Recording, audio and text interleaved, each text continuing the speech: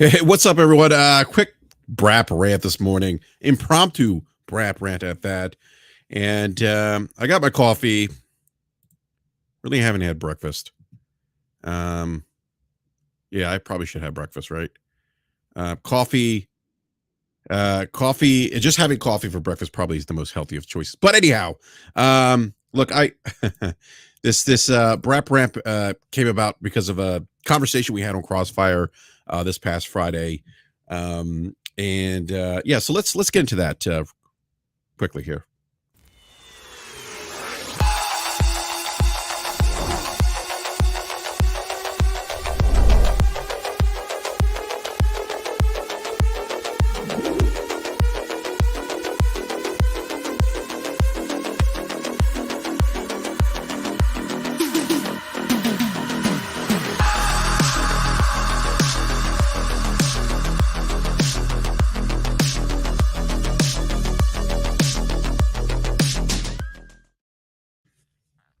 Hey, everyone, happy Sunday. Good morning to every one of you.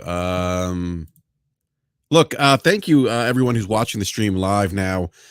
This was very last minute. It was either I do a quick brap rant or I go back and play Halo Infinite, which I've been playing quite a bit this past week. Been playing a lot this weekend. Just finished the Battle Pass Season 2 for Halo Infinite.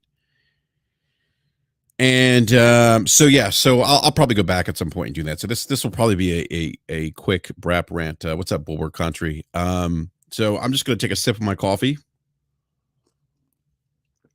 and start ranting here. Now, look, I want to give everyone a huge thank you for watching the show. Really appreciate everyone who supports the channel. Appreciate everyone who jumps in the live chat, and means a lot. Means a lot. So I just want to say thank you. There'd be no brap without the listeners and those who subscribe to the show. So thank you again. Really appreciate it. Now, on that note, please do me a favor, smash that like button. And if you're new to the show, consider subscribing and hitting the bell notification so you're alerted when we go live. If you're looking for a different kind of podcast, a podcast that how do I say? Look, we're not here, and I've said this a million times. We're not here to pom-pom a particular platform. We're not here to spread misinformation, disinformation. We're certainly not here to be intellectually dishonest or inconsistent, I might add. That's just not what we do. We try to have a well thought out, nuanced conversation here on the show, which, in my opinion, seems to lack with some of the gaming podcasts that are out there right now. We're not a podcast centric or console centric podcast. It's just not us. So if you want to, listen to gamers talk about video games, video game news, industry news, things like that, you come to the right place, minus all the other nonsense that I see out there with some other game centric podcasts and more. I'm sorry, console-centric podcasts and more console-centric YouTube creators. That's just not us. So anyhow, got that out of the way. So look, I've been playing, like I said, I've been playing a lot of Halo Infinite. And this actually surprised me with Halo Infinite. So I finally finished, and this was kind of a huge surprise. Two things, actually.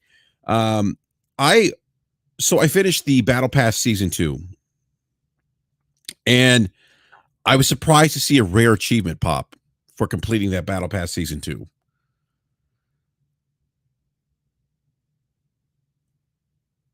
Bulwer, we are not an Xbox leaning podcast. Stop with that. You know better, sir. We're not. And actually, I want to bring something up. Not to pick on Bulwer, but it's funny. Like people will label us as, oh, you're a PlayStation leaning podcast or you're an Xbox leaning podcast, and they say that because when there's no confirmation bias on the show, or we're not, or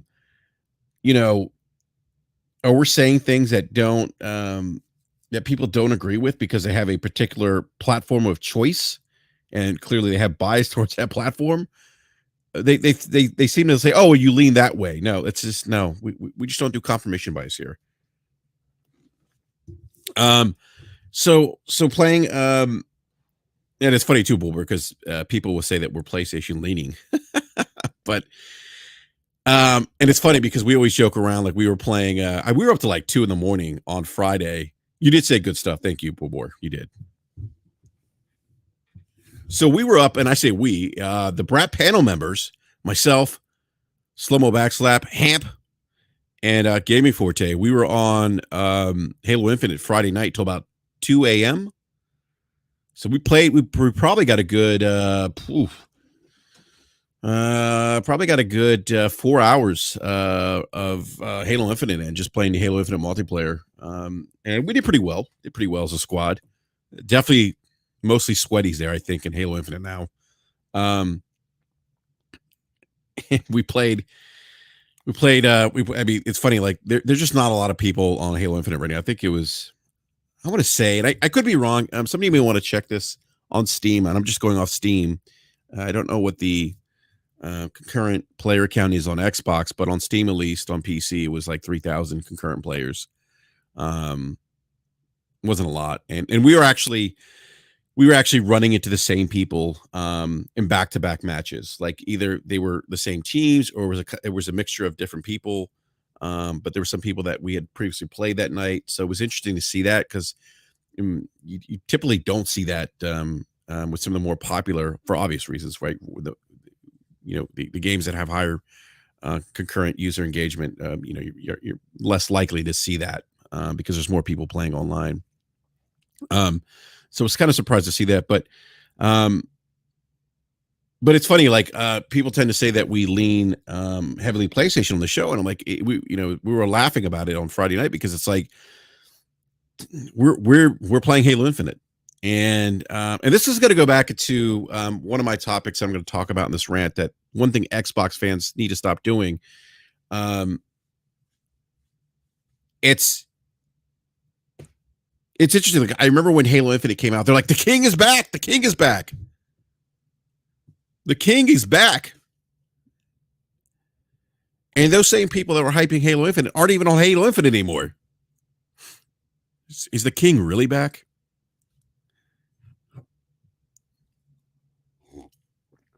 And then here we are. We are the quote unquote PlayStation leaning podcast. And now I'm poking fun, by the way. So this is saying this tongue in cheek, but now here we are with people saying that we're the PlayStation leaning podcast. We're kind of laughing about this, but we are playing Halo Infinite. Some of those other console-centric podcasts, you don't see those individuals who beat the drum of Microsoft and Xbox 24/7. They're not even on Halo Infinite, and that is the Master Chief in Halo is what Mario is to Nintendo. I'll leave it at that. Yeah, Bender Strings. I look. As Hamp said, I don't know if he said this on the show, but look, he did say this on Twitter. Look, man, the Sony fanboys have a little bit of narcissism as they believe that their bathrooms don't stink and that everybody wants to play Sony first-party games. Everybody wants those, third-person, over-the-shoulder camera, wide linear path type action adventure games. Everybody wants that. Everybody wants to be like Sony. And then you have the Xbox fans who are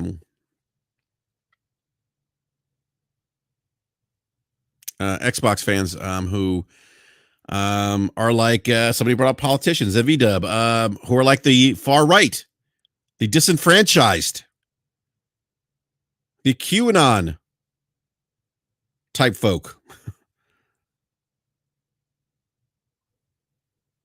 So each side has their own issues, I guess.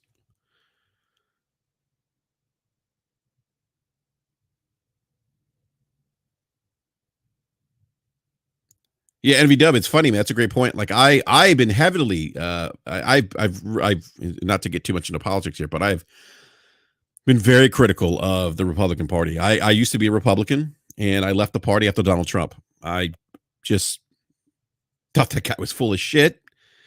and didn't agree with his, him. Look, David Jaffe tweeted this. He's like, if you want to get like rich and powerful, just appeal to the individuals, the group that feels disenfranchised, you know, rub their backs, make them feel good about themselves. And it's sort of, and his commentary sort of reminds me of some, podcasts that are platform specific where they do this. They play on those individuals who feel those game, and no gamer should feel disenfranchised, but you see it.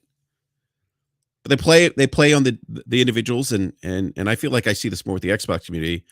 The diehard Xbox fans, to me at least, seemingly come across as disenfranchised, or you know, wanting to beat Sony, and or feel the need to tear down PlayStation. And not that the PlayStation fans do this too. Like PlayStation fans have this snobby, the diehard PlayStation fans have these snobby, narcissistic views of the PlayStation platform, and that everybody wants to be like PlayStation. Everybody wants their first party games.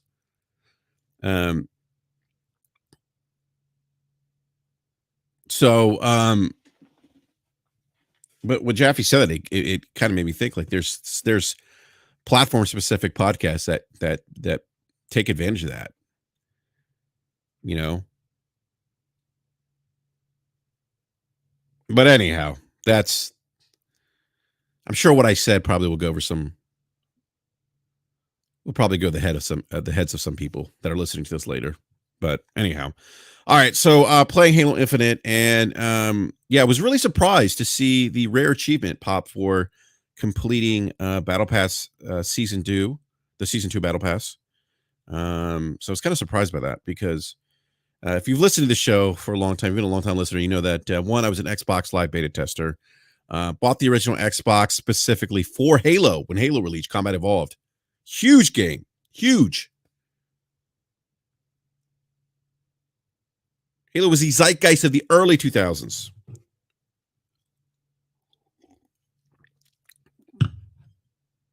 And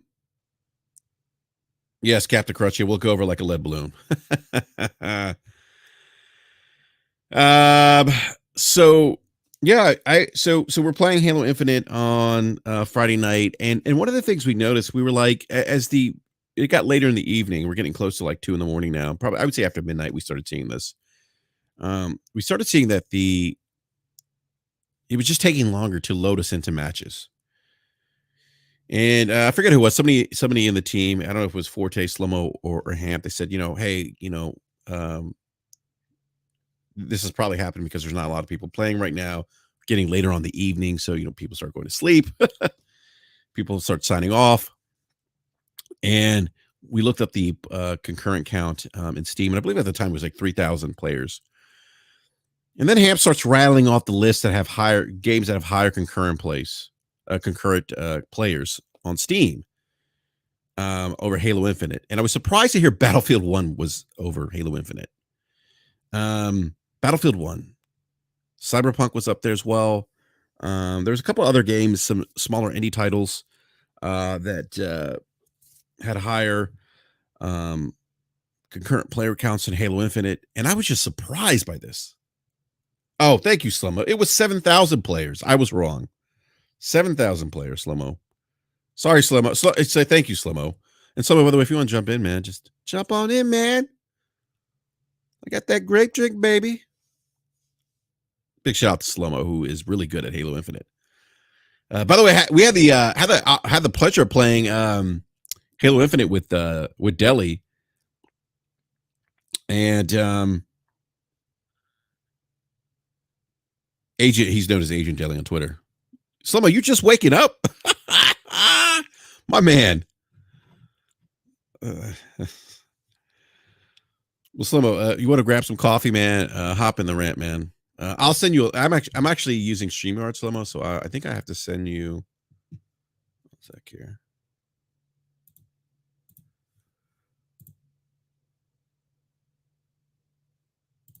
Give me a sec here, Slomo. If you want to jump in, Slomo, no pressure. I just sent you a link to jump into the StreamYard studio.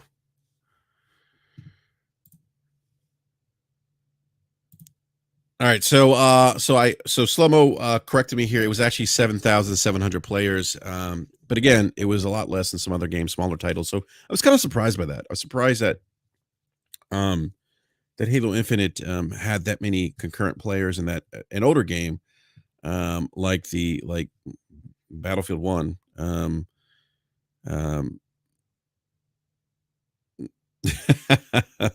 no doubt, Slow-mo.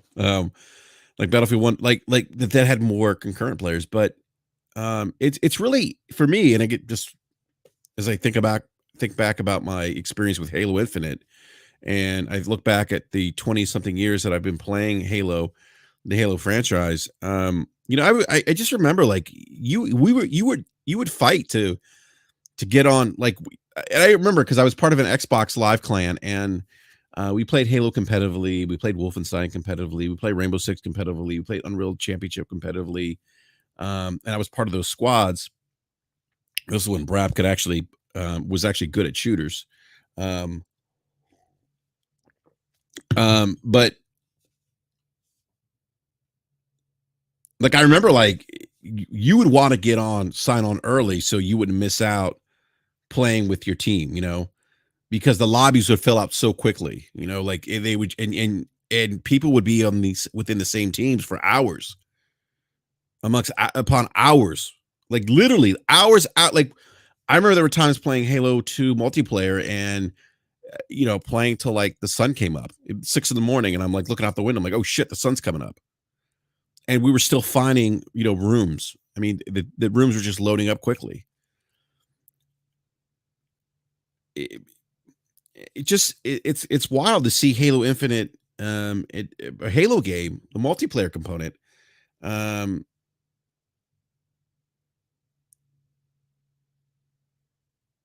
I just think that I'm just surprised that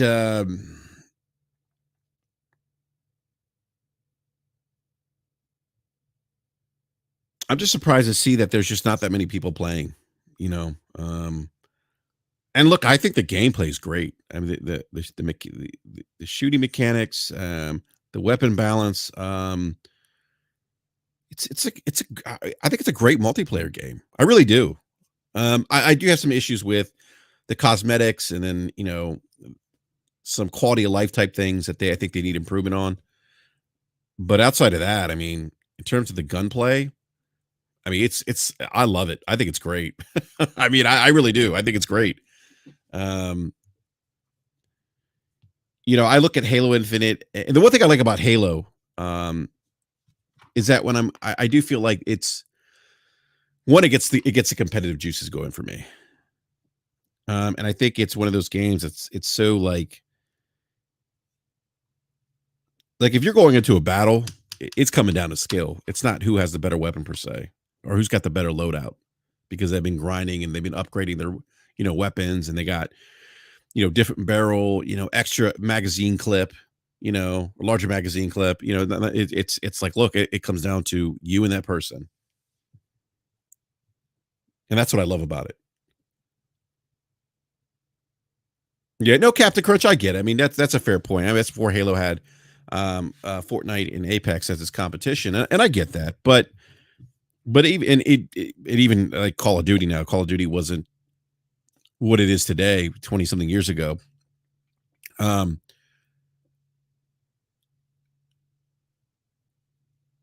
but you see other games, right? You see other games that have um that are more popular. Like look at Counter Strike Go, and maybe that's not a fair comparison, but but look, Counter Strike Go, it's free to play game, super popular.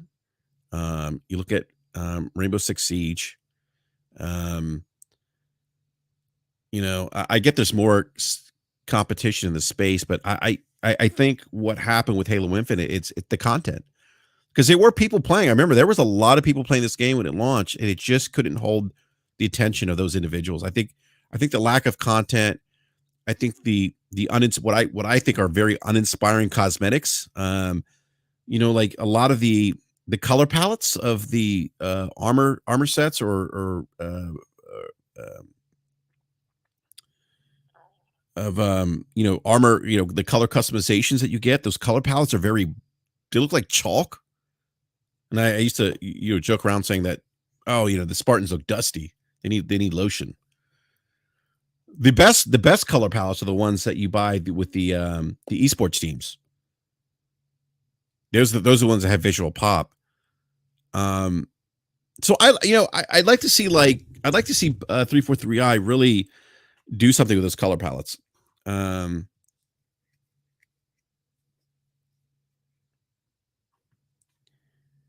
But also like the quality of life stuff, like like when I'm getting an armor upgrade, like a new helmet or visor, like I don't know what armor set that goes to. It doesn't tell me unless I'm missing something. I think Hamp explained to me how he figured it out, but like I want it to pop up and be like, okay, it's for this armor skill set. Like, when you unlock the I forget what armor it's called. Hold on a second. I'm gonna look this up now.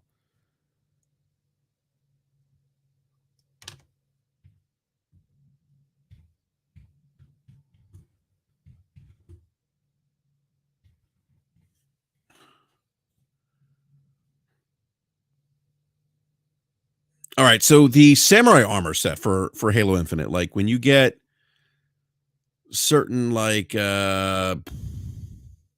unlocks, like I don't like I can't recall, and maybe I'm missing it, but I don't recall like seeing like, okay, this is for that specific armor set, the samurai armor set.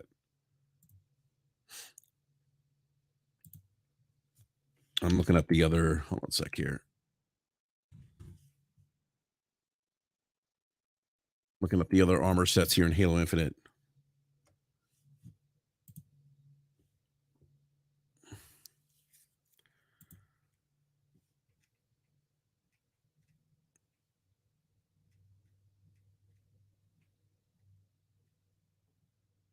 So there's like the Mark 7, the Mark 5, and the Yoroi, which is the samurai one. So like with the Mark 5, Mark 7, like it's not always apparent to me like when I'm unlocking armor set upgrades, like what those like unlocks, what specific armor sets those unlocks are for. So those are the kind of quality of life things that I'm hoping they improve upon.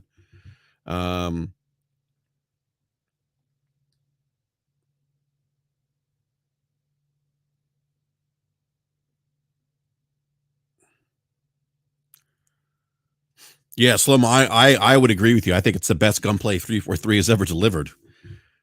And Slomo, I'm telling you, man, like I'm having a blast, man. Like I was playing a couple hours yesterday, and I'm about to hop on this morning. And Slomo, you know what I did last night too? I actually,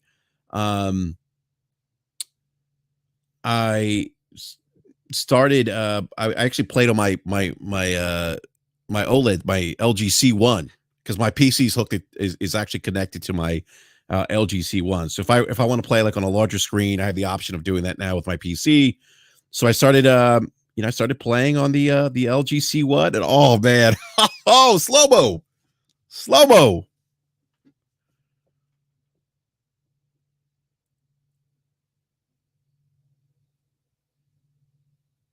Gaming Forte, please stop. Game is still kind of trash. You say that Forte, but you were Forte. You were getting. You were nice the other night, man. I mean, Forte was like, yeah, Forte loves it. I think Forte secretly does love it, Slow-mo. I think Forte wants to hop on Brap and play some Halo Infinite today. I'll upgrade my opinion, but no, I'm loving it. I'm having a blast. But there's some quality of life things. Like I would prefer, one of the things that I'd like to see. There's a map called, I think it's Bazaar. Let me look this up now.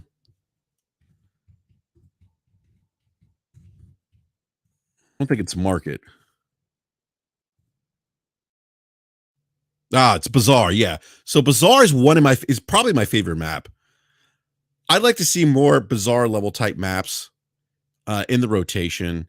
Some of the larger maps I don't care for. I think there's the one with the like space shuttle I forget which map that's called, but that's the one like I think we all dislike playing. I say all we all. I mean like the brat panel.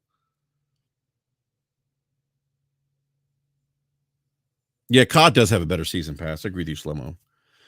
Yeah, Slomo Forte. If you guys want to hop in, I mean, I'd love to get. Yeah, exactly Forte.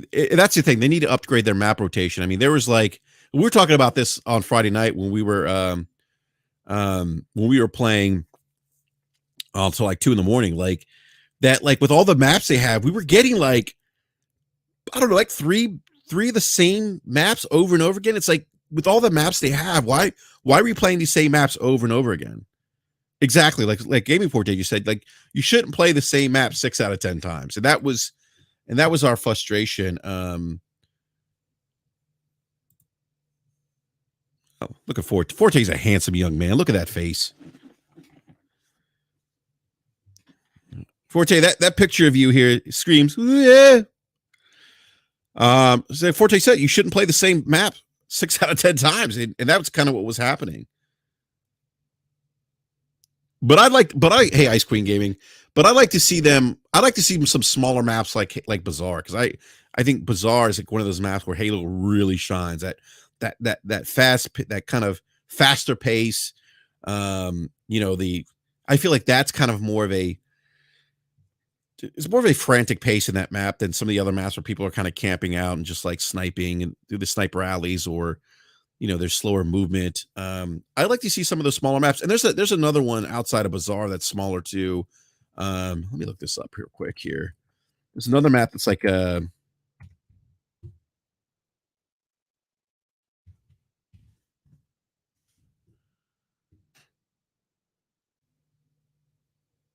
me see something here. I want to look up these maps.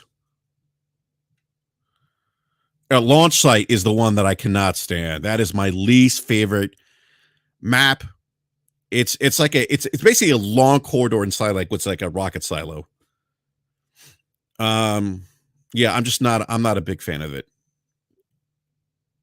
Bazaar's my favorite map. Streets is actually pretty good too. Streets is another one.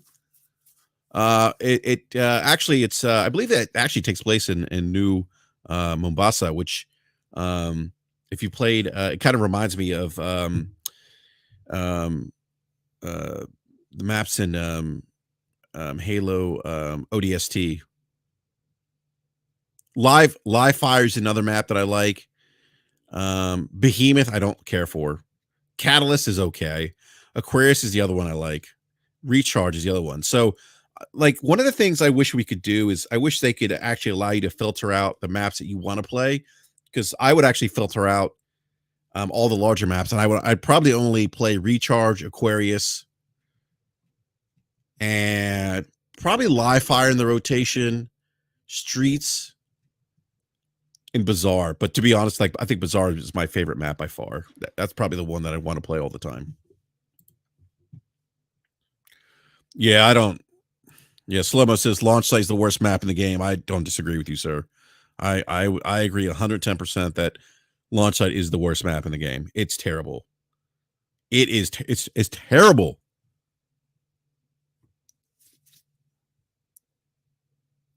Yeah, I mean, live fire's not. I mean, I did get a lot of. I got live fire a couple times yesterday when I was playing Slomo in the afternoon. But yeah, it's not really in the rotation. But neither is more recently I've seen it in the rotation. But Bazaar really wasn't in the rotation much.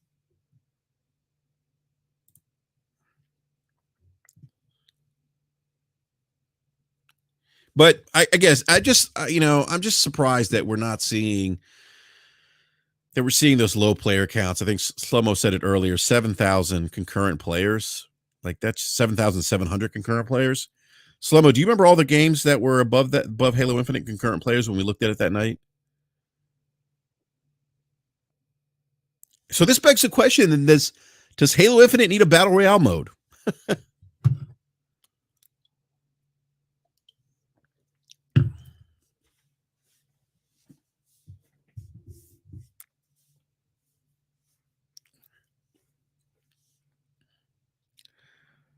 I mean, does it really need a battle royale mode? Because I know some people have brought that point up that, hey, Halo needs a battle royale mode, um, to keep player engagement. Because the thing about battle royale, and I think why it's so popular, is that it's such a dynamic experience. It's not this static experience that you may have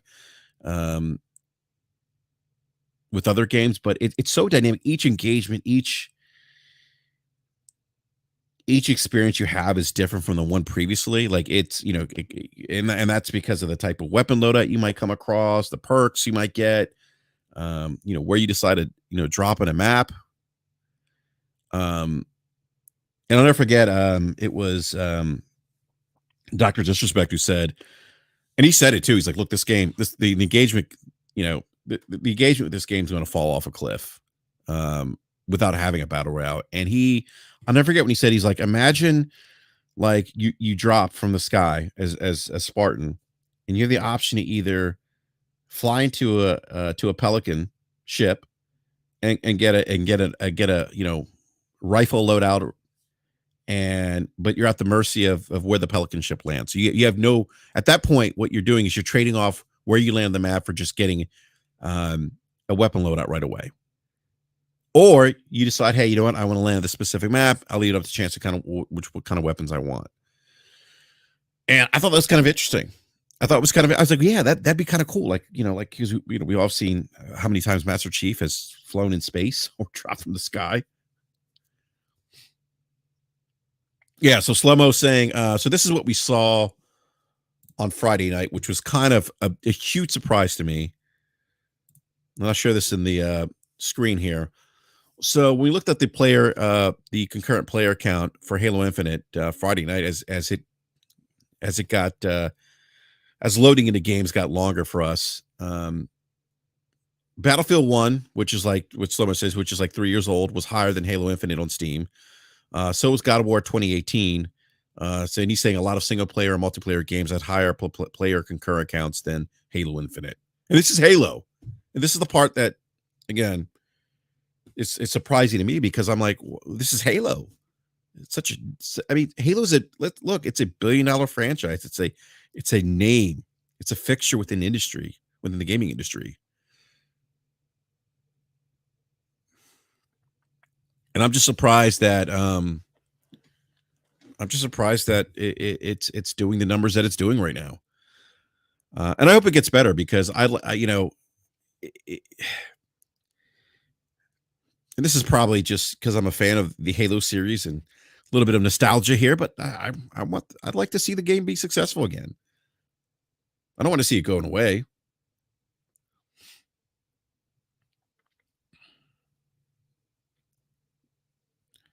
Yeah, Forte says, well, Halo hasn't been let's be real, Halo hasn't been that in over a decade. I mean, I think Halo 5 multiplayer though had higher concurrent counts than Infinite, right? Right, Forte?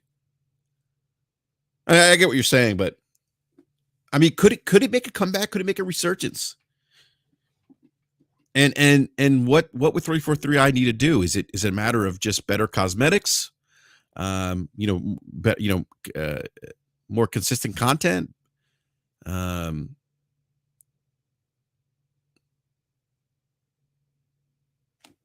I mean, like, what is it? A battle royale mode? Is that what they need?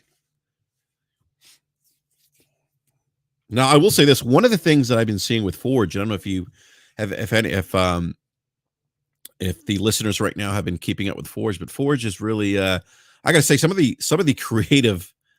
creativity and some of the maps that gamers have created on Forge have been really, really cool.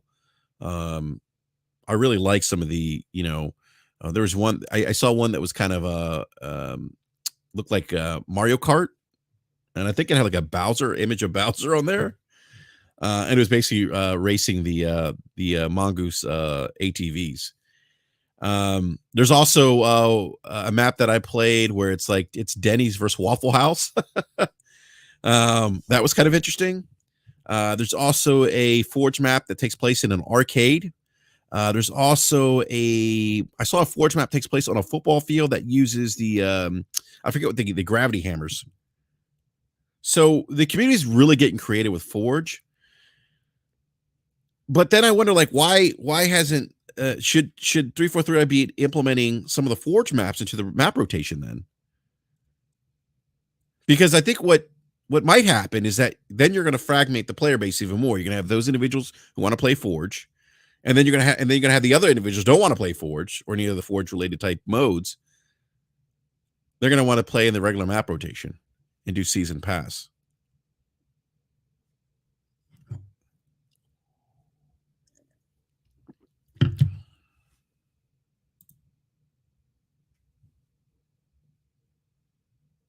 Yeah, Frank. Yeah, I got to disagree with that. I don't think Killzone was a better game than Halo. That's fine if you think that, but I don't agree with that. I think Killzone 2 was the best of the Killzone. But I remember Killzone, the chatter amongst the Sony community at the time when Killzone was announced, it was going to be the Halo killer, and I don't think it ever lived up to that expectation, which is something I'm going to be talking about here in a little bit regarding expectations.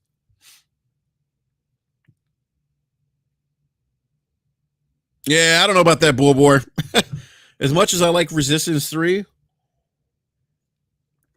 I just think the story arc of Halo has been better, in my opinion.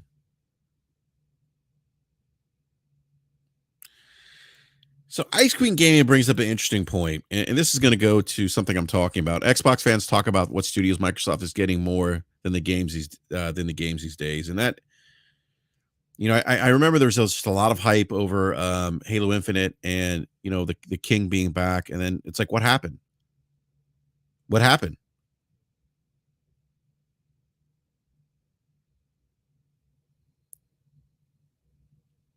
I mean, just like you look at the,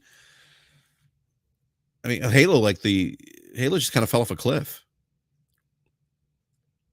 And by the way, Forte and Slomo, if you guys are going to be on Halo Infinite, let me know, because I'm going to hop on here shortly.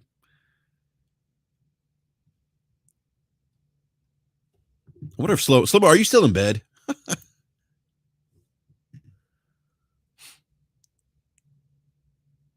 And actually, if you're in bed listening to the show, Slomo, I appreciate that, man. Thank you.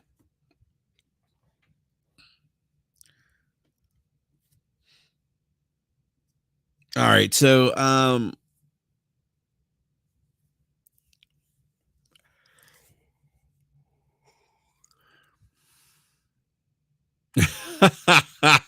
slow mo, man. Oh my god. Yeah, I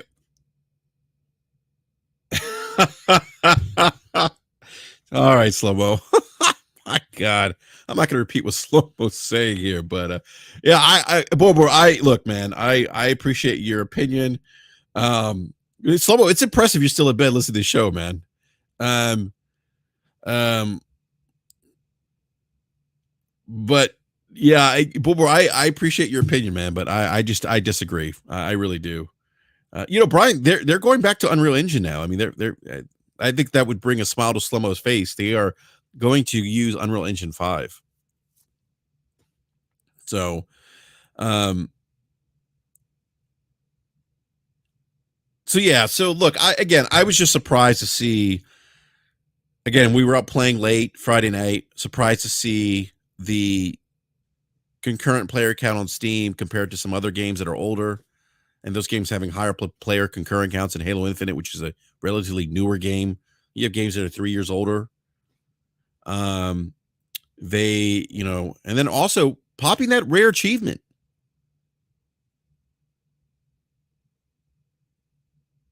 Like how do you I don't understand. Like, I thought the king was back, and then I'm popping rare achievements for completing the season 2 battle pass.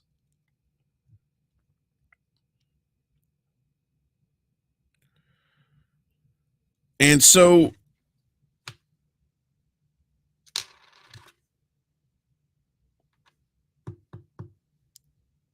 to my Xbox brethren out there, let's stop doing this.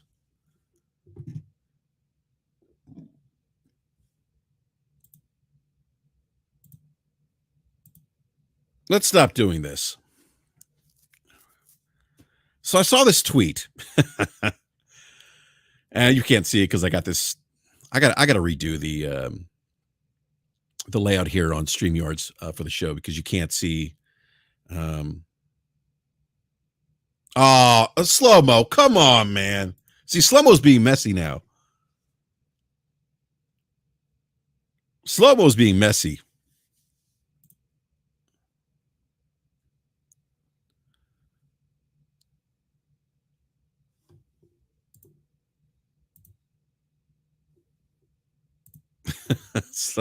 Geez, slow-mo. I'm sitting here laughing, man. All right, so to my Xbox brethren, let's stop doing this, please. Xbox fans, stop doing this. You can't see. So this guy tweeted, "What did I tell you? Starfield's playtesters claim the games. I'm sorry. Starfield's playtesters claim the game exceeds all expectations." And you have a couple. This actually came from a one of the more well-known extremists in the Xbox community, who's a podcaster, and because they heard from insiders of people inside that are playtesting. And I'm seeing a lot of people run with this. Guys, look, to my Xbox brethren, you do this all the time. You do this with Halo. We talked about it. The king is back. The king is back.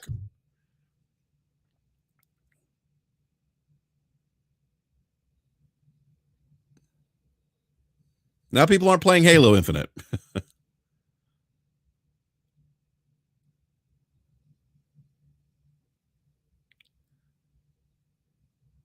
Yeah, Froggy, I don't know if you just got here. I was just praising Halo Infinite.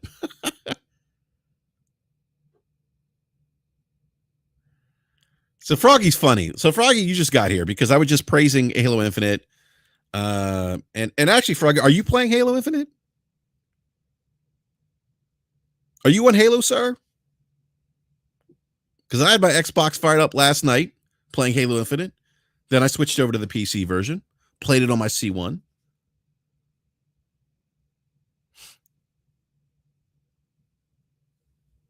Yeah, okay. I didn't think so. All right. So look. Stop doing this. Look, and if you've been listening to me, if you listen to some of my previous comments about, yeah, and this is the Slow-mo's, and this is what I'm going. Slow-mo says, "I wonder if cappers for Starfield will barely played in the way they demanded Halo Infinite not be delayed and then barely played that." That's my point. Thank you, Slow-mo. That is my point. Stop doing this. Stop it. Let the games speak for themselves. Let the games speak for themselves. Let the games speak for themselves. Stop with this hype. And this is my problem with the extreme, console-centric podcasts. They do this shit all the time. And now you have people running around. See, we told you Starfield's going to be good. No one's played Starfield yet. The game hasn't even released.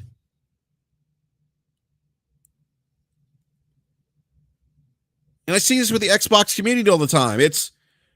They hype up a game, Scorn. Then they don't play it. Halo Infinite. They don't. Then they don't play it. Starfield. I'm telling you, if you don't like, remember they call this Skyrim in space. If you don't like big open world games, where you're probably going to sink over 100 hours into it, you're probably not going to be interested in Starfield. It might not be something that resonates with you. Now, me, look, I love Bethesda. I go back to Daggerfall. I go back to Morrowind, which was released on the original Xbox. The Elder Scrolls Morrowind, one of my favorite games.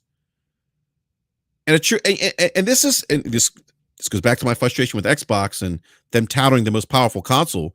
When they did it with the original Xbox,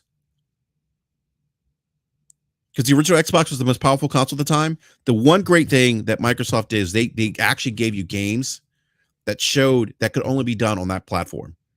And Morrowind was one of those games. It couldn't be done on any other console except for the original Xbox. We haven't seen that yet from them this console generation. Hopefully that's the case. Hopefully we start getting those games. We should have already got them, in my opinion, already. We're like, what, going to year 3? Should have had those already. But look, I'm hyped for Starfield. I am excited for Starfield. I cannot wait. This is Todd Howard's. Todd bless. This is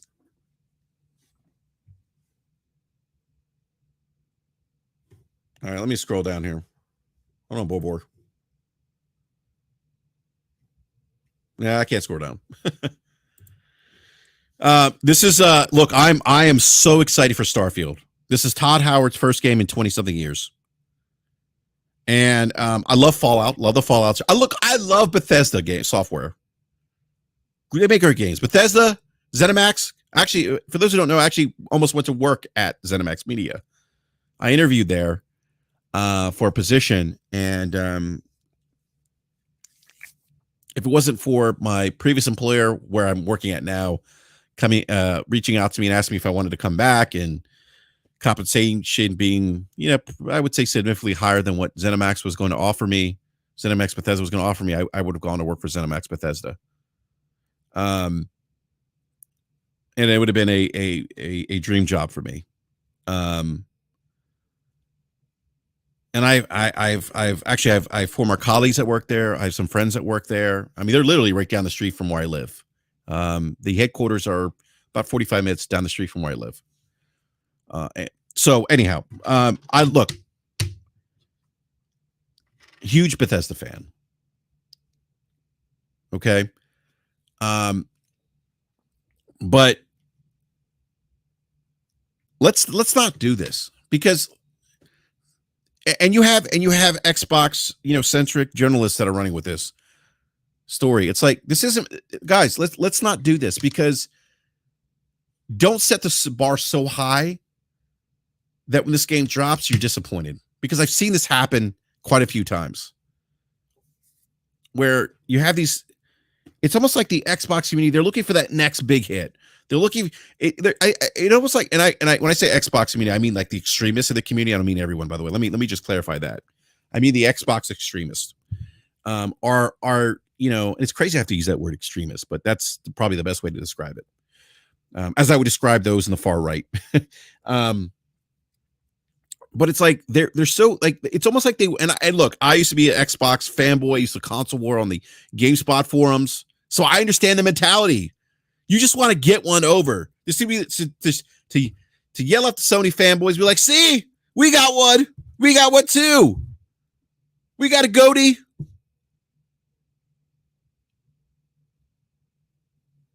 Like, it's like they're more concerned about that. Look, just let the game release. Playtesters claim the game exceeds all expectations. Well, what we don't know, and if you're going to run with this, ask yourself this. Have these playtesters play the whole game? Have they played an hour or two of a game?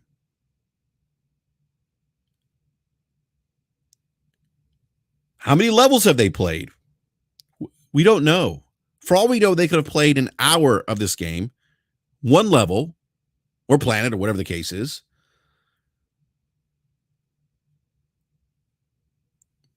They could have played one level, and they could have said, wow.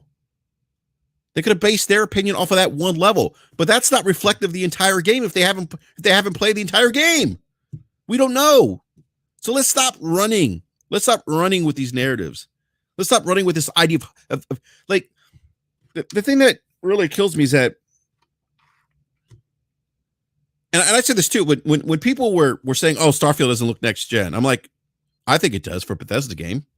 I absolutely think it does. When people were like, oh, that shooting looks suspect. There's that scene where the guy was shooting the shotgun. I forget what it was. Like, people were breaking it down clip by clip. And people were like, oh my God, look at the way the bullets are. They're missing the target. It's not the final release of the game. And people were judging. I'm like, stop doing that. Judge the game when it releases. If you play the game after it releases and you say to yourself that it exceeds your expectations, fair enough. But let's not do this before the game releases, because I feel like I've seen this story. I've seen this movie before. I feel like I know how it ends, and that's my concern. It's like, stop doing that. Let the game stand on its own merits. Stop running and being so thirsty for a game of the year type experience on the Xbox platform. Stop it.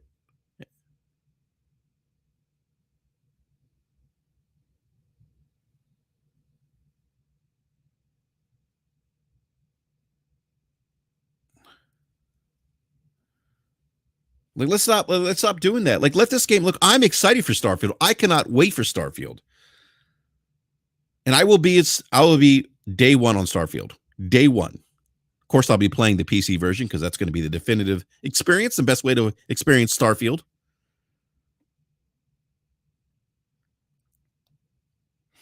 But I will be playing it on Game Pass.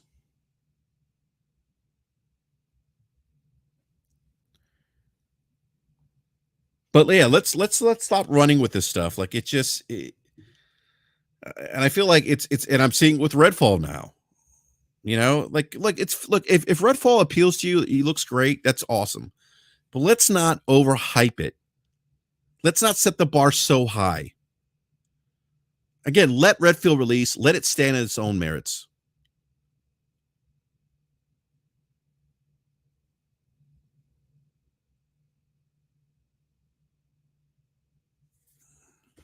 So Andre Clay says, but it's okay. It's all right to hype up Sony games, though. So here's the thing, Andre.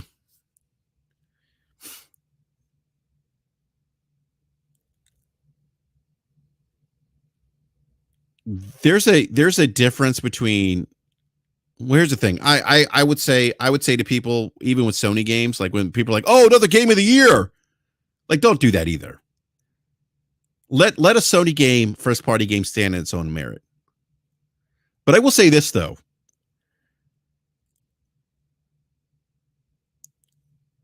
The track record of like Santa Monica Studios, Naughty Dog,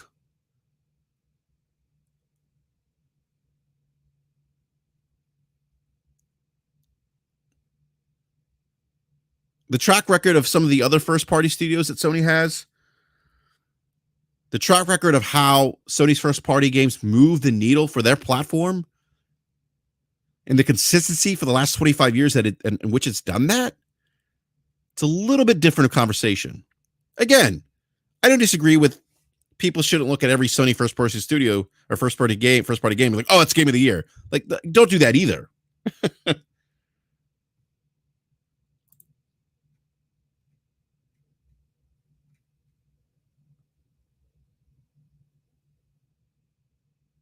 But my point is that this is a new IP from Bethesda. This isn't Elder Scrolls. This isn't another Fallout game.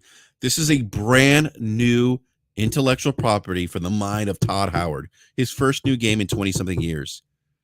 Okay? Yes. Bethesda has some pedigree here.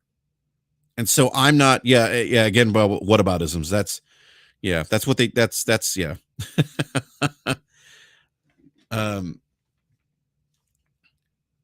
But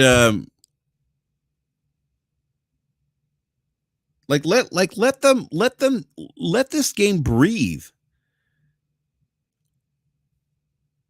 Like, don't set these expectations so high for a game that no one is really seeing, that no one's really reviewed or previewed yet, that hasn't been released.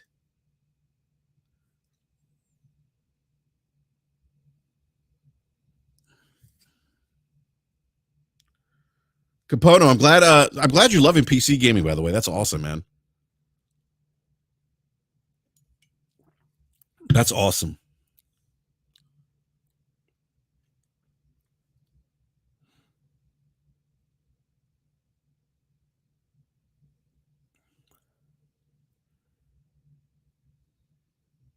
But like, I just feel like every time there's a game that's coming to Xbox that's a exclusive, it just gets hyped to the moon. You have these extreme, Xbox centric podcasts that are just, running wild, like Hulkamania, running wild, just overhyping stuff.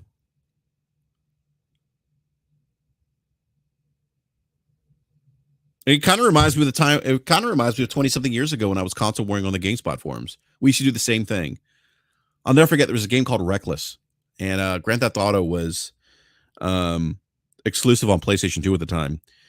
And I remember it was like, yeah, we got Reckless. That's like our GTA. Reckless wasn't anywhere near anything close to GTA. It was actually a tech demo for the original Xbox that became a video game. It's a beautiful looking game. That was about it. That was its most redeeming quality. But I remember that. I remember, hyping up like Splinter Cell. Splinter Cell's better than Metal Gear Solid.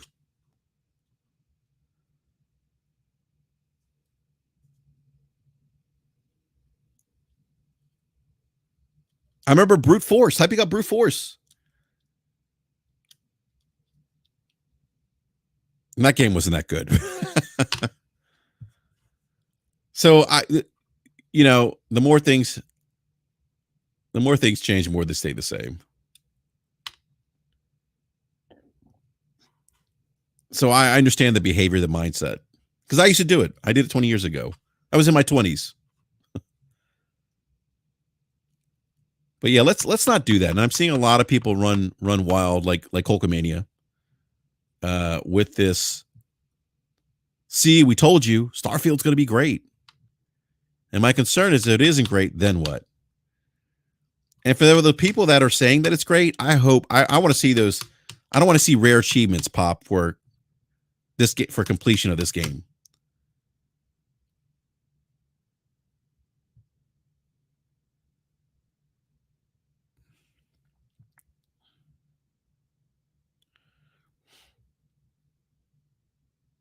Bulbor, Bethesda Doom is not a Bethesda game. It's id Software.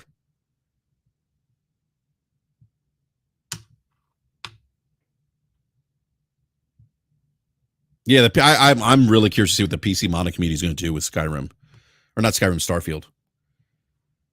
Captain Supply said, "Don't stand up your PS5." Yeah, that's I've been seeing people talk about that. I mean, look, you're going to have failure rates within the consoles. You're going to have issues. I mean, I've seen some people, again, the hyperbole on Twitter that we often see. I'm seeing people run around saying, oh, this is a big issue for PlayStation.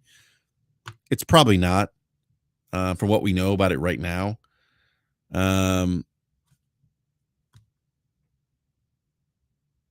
Yeah, this is a great point here, MV Dub.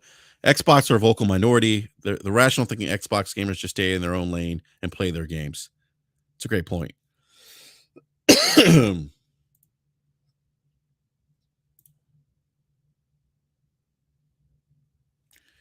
And Slow-Mo, this is my point. Slow-Mo says, then what is they will start hyping the next Xbox game, pretend like Starfield never existed. Yes, exactly.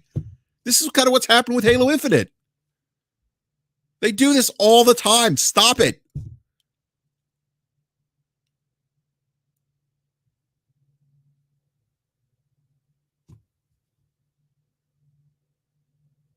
Oh, Capano, that's awesome. I didn't know you built your own PC, man. That's awesome.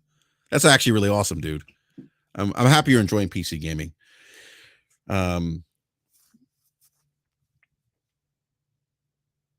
Yeah, like I'm Gogopo. I'm not too concerned about Starfield given Todd Howard's pedigree. But I'm not going to go out there and say I'm sure it's going to be a 90 or 95. I do think based on pedigree will be a good game, a game that I enjoy because I enjoy those types of games. I enjoy Bethesda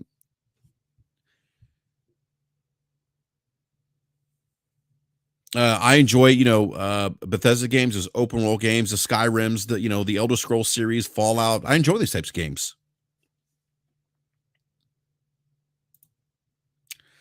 All right. So Gogo Poe wants to know what's wrong with Xbox fans being hyped. So what? Look, I don't have an issue with someone being excited. What I'm concerned about, or not concerned, but what I have an issue with is that when you see like the tweets that you see up here on the screen, where you see people saying, "What did I tell you?" and they're running with a rumor. Starfield's playtesters claim the game exceeds all expectations, and they're running with that. Like, hey, we told you so. That's what I'm talking about. Like taking rumors and then magnifying those rumors tenfold, as if they're true. We don't know what those playtesters, how much of the game they've played. Have they played an hour? Have they played one level? Have they played 2 hours? Have they played the entire game? We don't know.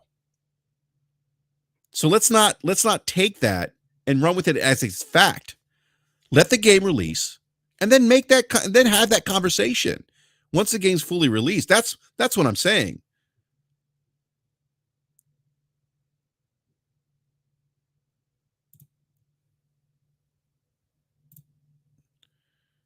Okay, Google Po. Look, sir, I'm an adult, dude. I'm not getting jealous over video games, man. I'm just not, and that's kind of a weird comment, by the way. Like, no, I'm not getting. Why would I get jealous over a video game?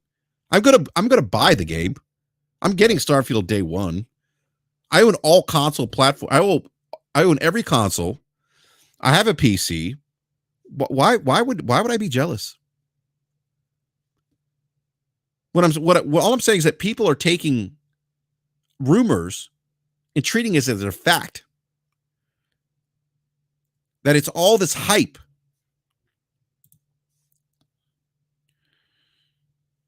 And then, these people that are hyping this up aren't going to play Starfield. That's the other thing. We saw it with Halo Infinite. This is what Slomo's saying. The problem is that it's fake hype, and many of them don't even play the games or barely play them. Fraudulent behavior needs to be called out.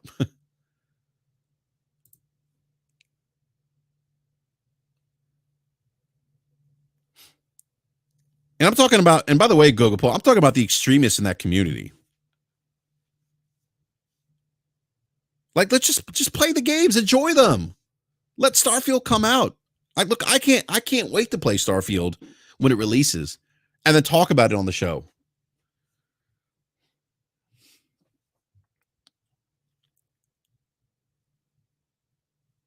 But as much hype as the extremists are making of this game, look, I want to see some game clips.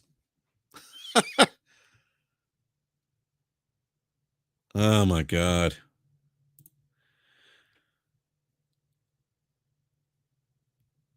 Yeah, look, man, I am not a PlayStation fan. I'm not an Xbox fan. Google Poll. I'm a fan of gaming. It's why I own all gaming platforms. It's why I own a $3,000 PC. It's why I have two Xbox Series X's in my house. It's why I have 2 PlayStation 5s in my house. It's why I have a Series S in my house. I love gaming. Like I don't like, I don't like. I'm a fan of gaming.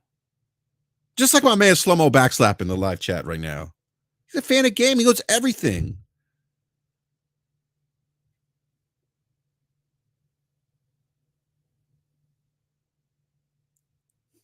So Ricardo says, Ricardo 170 says, Brap, every week you attacking Xbox fans for everything. Yeah, it's not attacking. I'm making commentary on the behavior of extremist fans on the Xbox side of things. And they're the ones that are coming across my windshield right now on Twitter. And that could be because of the algorithm, but I'm commenting on the things that I'm seeing. And you probably missed the earlier part of the show where I was comparing PlayStation extremists to narcissist. So you probably missed that part, Ricardo. But look, Ricardo, I don't know if you're new to the show. The extremists on either end of the spectrum, they get talked about too. But thank you for watching the show. Appreciate it.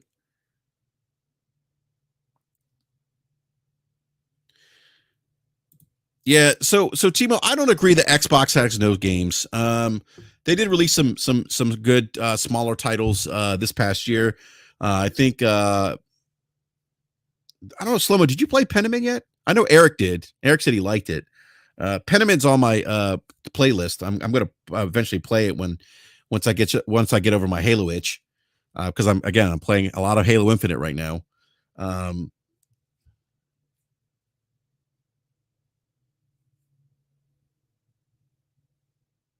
Oh, okay. Slow-mo beat Pentiment last year. So, yeah. So Pentiment's, they've released some good smaller titles. Pentiment being one of them.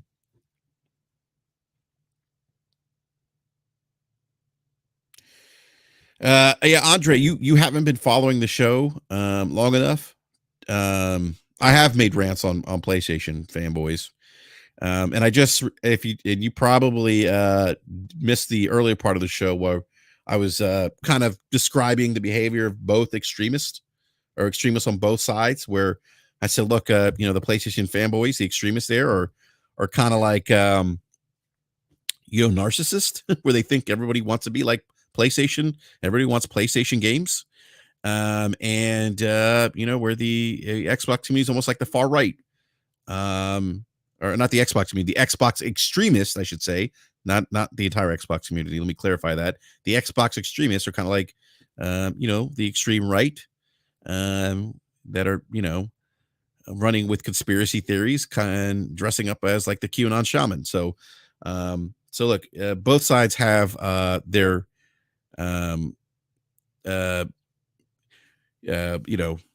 issues per se. Yeah. So, no, you know what? No, they're not pressing my buttons, but I do feel like, it's, and that's a fair point, T. Harris, but I do feel like it's important for people to, I do feel like it's important for people to understand that, because, we don't do that here.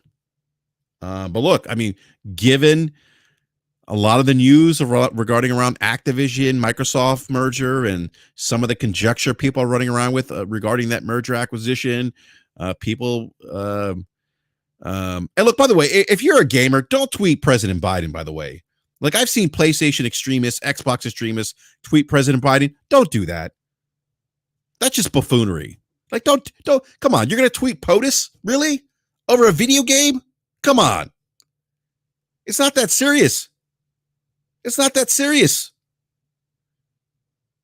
It's inconsequential. If you're going to tweet POTUS about something, tweet about something that has significant impact in your life. I don't like lower taxes, lower gas prices, lower energy prices, lower food costs. But video games, come on now. Like, don't do that.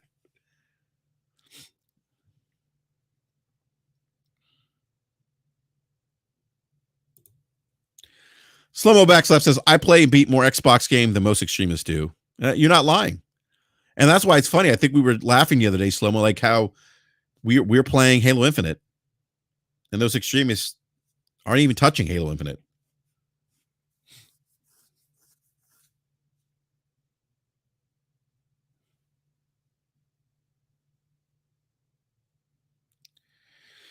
Yeah, I gotta get to Pentiment, Slow-mo. I trust you and Eric Jackson's taste in gaming.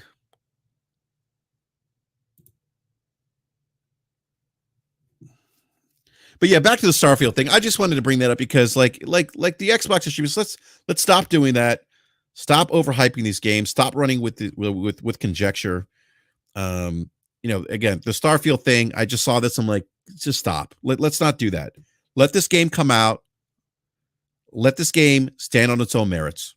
Let's not set the bar, and let's not set these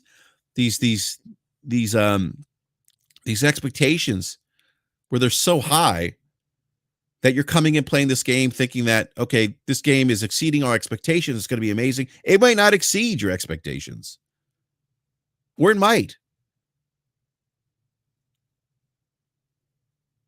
But this stuff, like this overhyping, solely based on conjecture, let's stop doing that.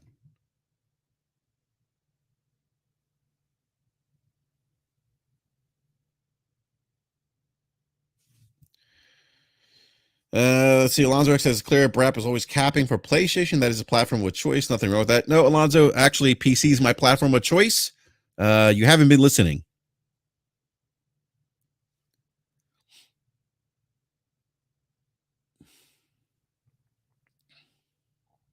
Oh, man. That's funny, Brian. Come on, man. That is actually pretty funny. Jimmy, I don't know if you just started listening. I don't I don't have an issue for people being hyped for a game. What I have issue with is people overhyping a game based on conjecture. There's a difference. If you look at the screen, you'll see this tweet. Again, Starfield's playtesters claim the game exceeds all expectations.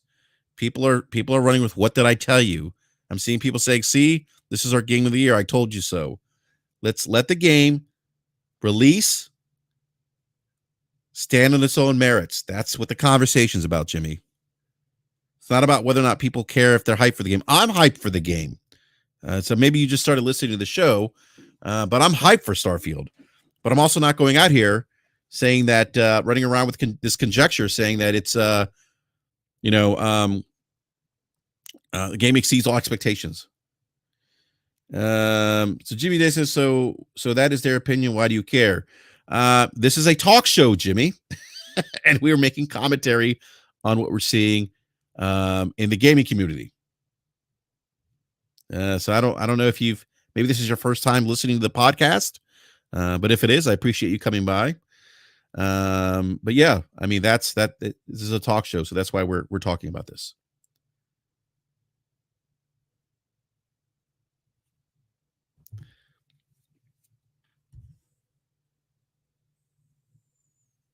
Okay, Jimmy be dancing. Maybe you don't understand how talk shows work. But this is commentary, dude. This is like offering commentary on things that we see in the gaming community. That's what the premise of the show is. It's not about being police. I don't know what to tell you, man. Like, no, I'm not annoyed. I'm just saying, let's not take conjecture and run wild with it like it's Hulkamania. Let's not overhype these games. Let these games marinate. Let them release. Let them stand on their own merit. You seem to be annoyed by me commenting on this. Yeah, and if you don't like it, Jimmy, you don't have to watch the show.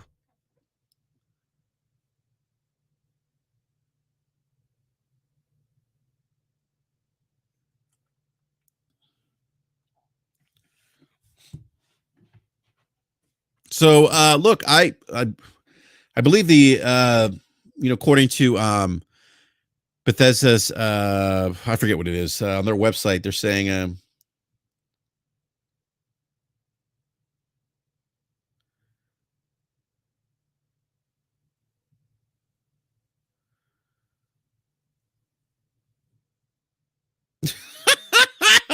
Alonzo, I think you just started watching the show.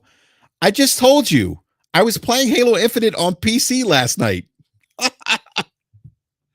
gotta say, I love when people come to the show and then they're like, yeah, you don't play PC.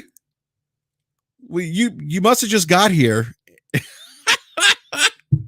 and just started listening to the show. Oh my God, this is funny.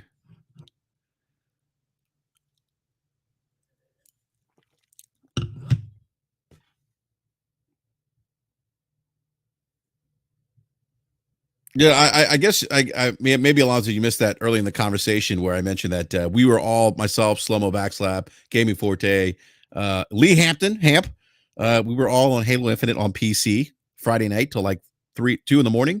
Was it 2 in the morning, Slow-Mo? It was late. And then I was on Xbox yesterday playing Halo Infinite, and I was on PC playing Halo Infinite. And I mentioned that I was playing it on my PC's connected to my LG C1. And yeah, I don't know what to tell you, Alonzo.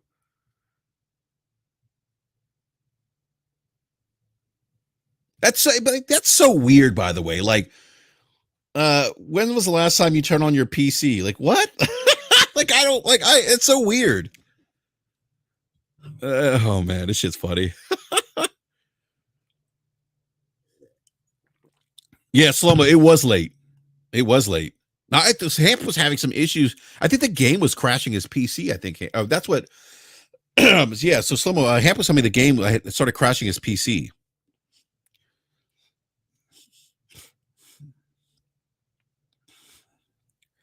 Hey, I know Hamp liked the Xbox 2 controller. That wasn't my cup of tea, though. I did not like the Xbox Duke. It was pretty big. Yeah, well, that's the thing, T. Harris. I mean, like, I'm starting to. I believe that there's some people that are coming in here that have never listened to the show, weren't listening to the show earlier, or just got in and didn't hear what I said earlier. So I think that's part of the issue. But I appreciate the engagement. Thank you.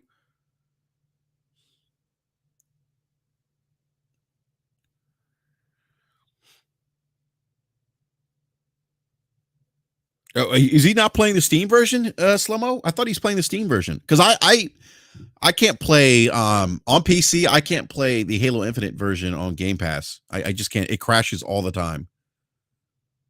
Then that's actually why I switched to the Steam version. It was working, and then I don't know what happened, but the game just it's not as stable on Xbox Game Pass on PC as it is on Steam. But yeah, if Hamp's playing the Game Pass version, I agree with you, Slomo. He should play the Steam version. Slomo, are you still in bed? My God, man, it's 11 o'clock. It's almost lunchtime.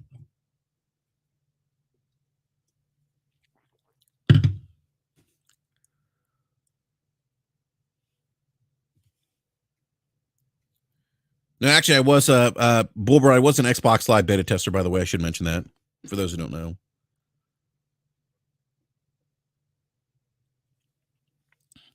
Yeah, true gaming. I'm not. I wouldn't say that it's not going to move Game Pass subscribers. We don't know. I think that's kind of. I mean,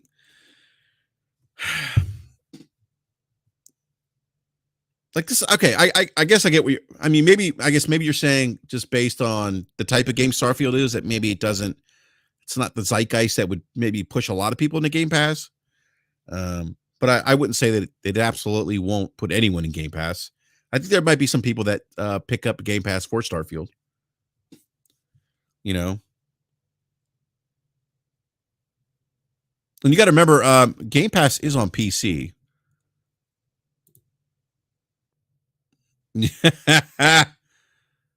You should feel judged.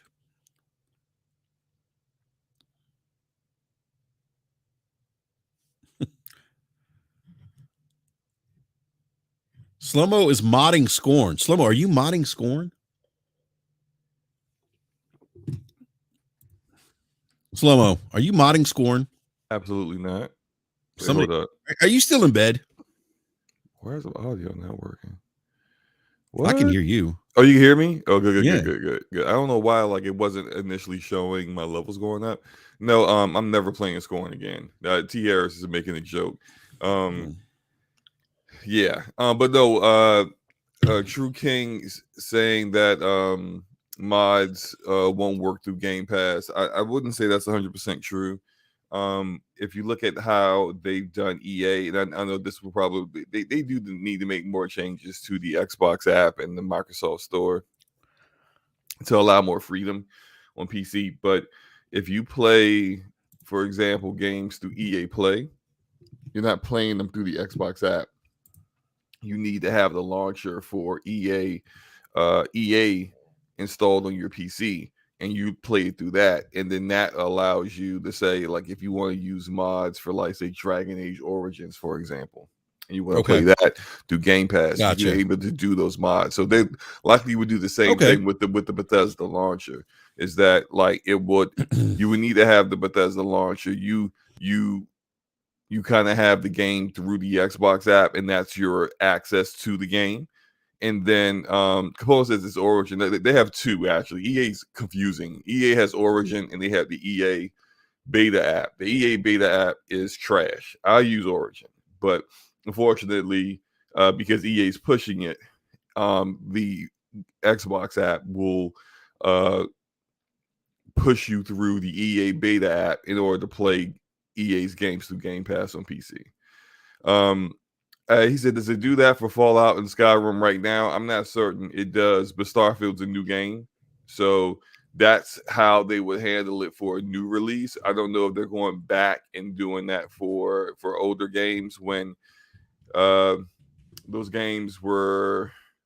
I mean, I assume they are in uh, the Xbox app natively. I'm not certain, but for a new release, I don't think just because years old games were done differently that came out on PC Slow-mo. before the acquisition means the same thing for Starfield. That's just not how it's going to do it. When they don't own EA, but they have a way to get you to play EA's games through EA's launcher and have you to use mods. Like, come on, like that's kind of common sense there. Yeah. Go ahead, man.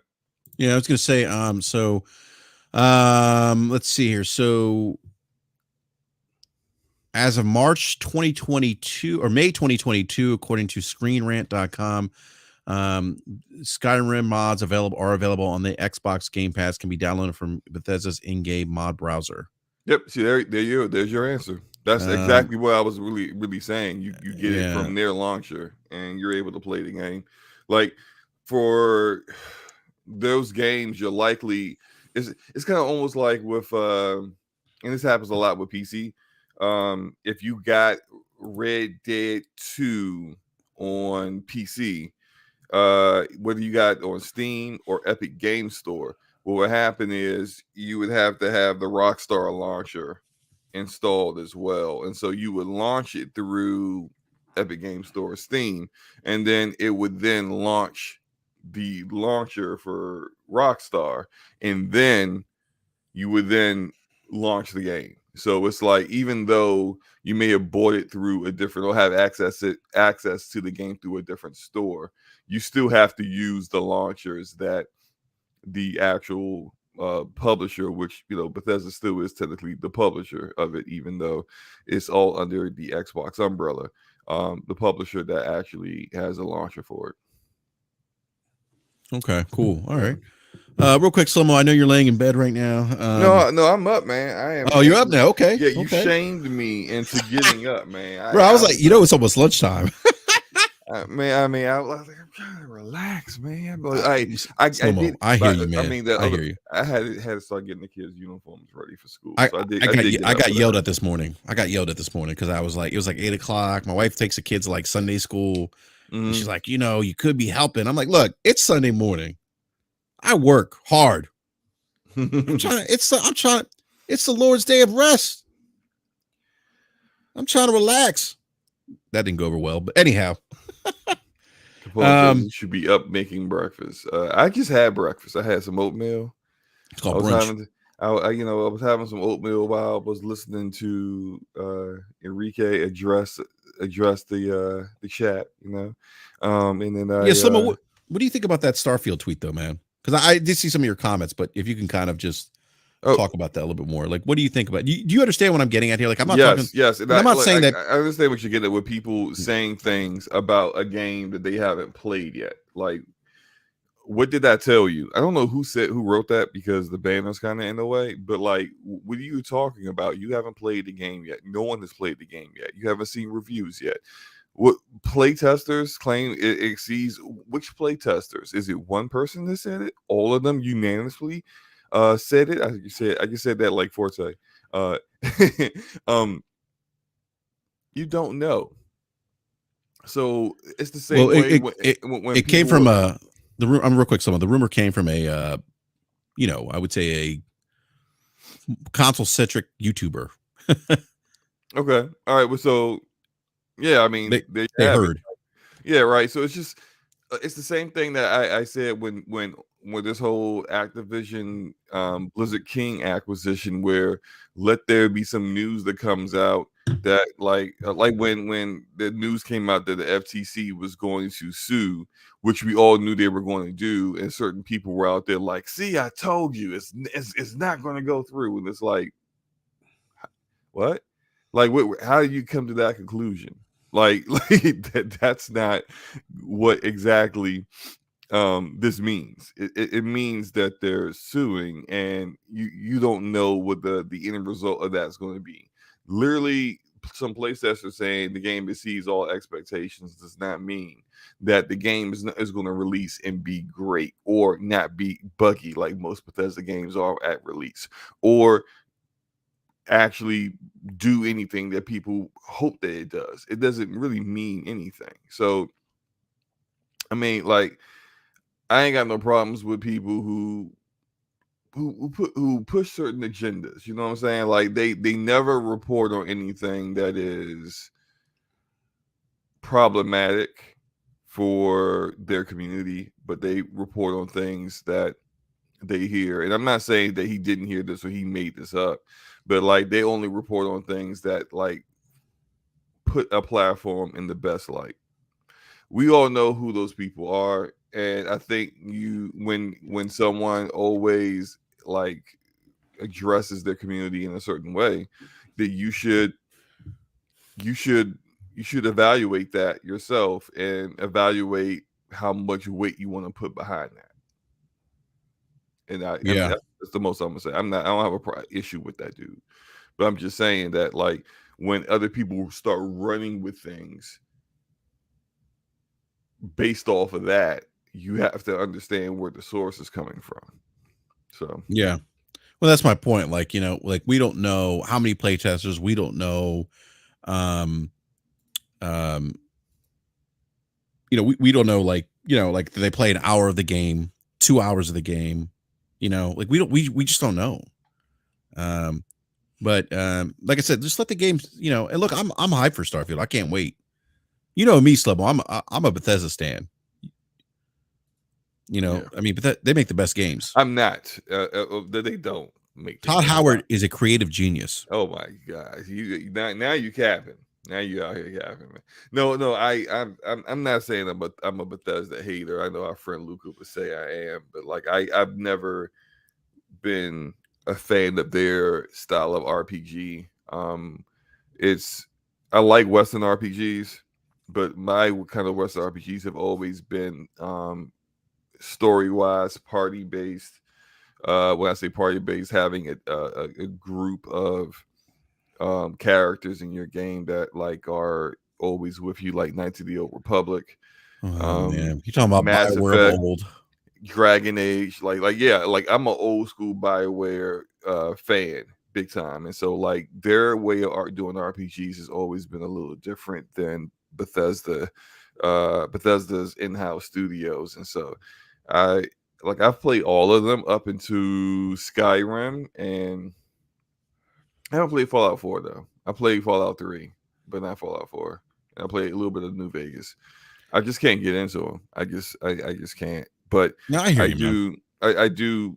I recognize how the Bethesda community enjoys those games. I do think that Starfield would be exactly the kind of game that the Bethesda community, I'm being very specific when I say that, the Bethesda community is looking for, not the Xbox community that some of which used to absolutely ish all over Bethesda, used to watch their E3s and say this is boring, these games suck, and then now all of a sudden they love them.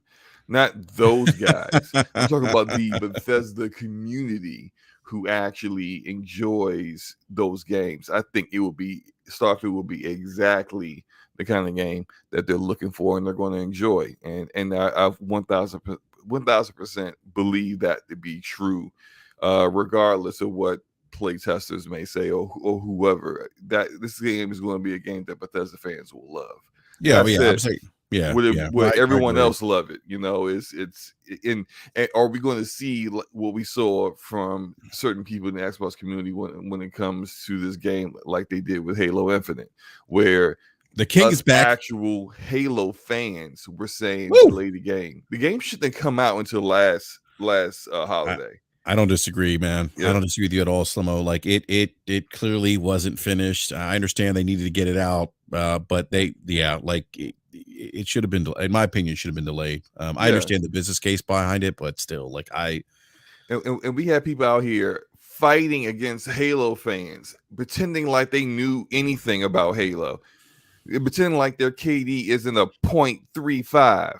Oh man, come on, man. Why has it got to be 0.35, man? Average. Because look, I'm sorry, and maybe I'm a bit of an elitist here, but if your KD ain't over a 1.0, don't talk to me. Don't talk to me about anything when it comes to Halo. My KD's not over a 1.0. Yeah, actually, it is. I've checked. I know everyone's KD. Are you checking my KD? I am an investigator, man. I am. Almost let me check Brad before I hop in this game with him. No. Just when I just look like I look at mine and then I look at my matches and results, and I'm like, I play with you a lot, so like I just look up to see what your stats. I know everyone who I play with stats are, but it's just that it's always the guys that can't.